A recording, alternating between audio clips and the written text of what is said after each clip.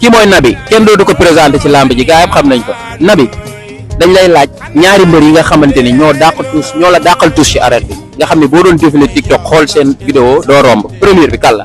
premier bi Mor Kankang la. Mor Kankang borom kelemele. kon gaa ñu dem seetaani Mor Kankang ñëwaat.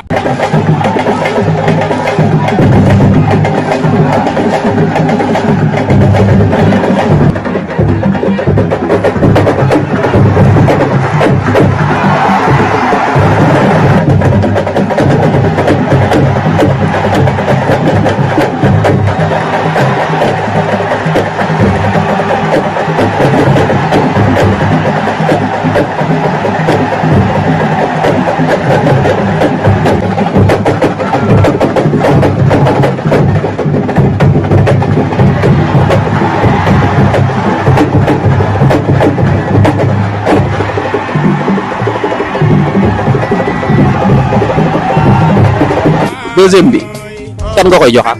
Eumeu Sène. Eumeu Sène waaw kon gars yi ñu dem seetaan Eumeu Sène. day xaaral Eumeu Sène tuus maa ngi ñu xool tuus Eumeu Sène dellu si waat.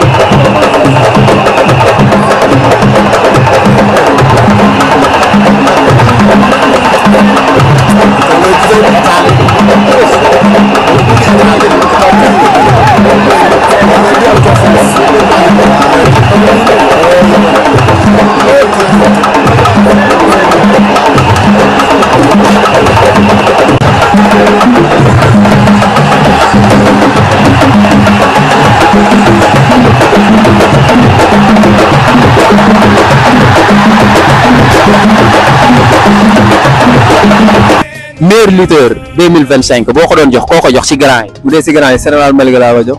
général Malika. léegi meilleur lutteur 2025 ci boy yi boo ko doon jox kan nga koy jox. dëgg gu la kooku gën a wérante sax. borom 4 combats 4 victoires. waaw borom classe bi. waaw moom la de ku ko jox pour moom la. dëgg gu la. kon gars yi ñëpp d'accord nañ ci Bébé Gouy Gui mooy meilleur lutteur 2025 kon ay ci abonné partagé.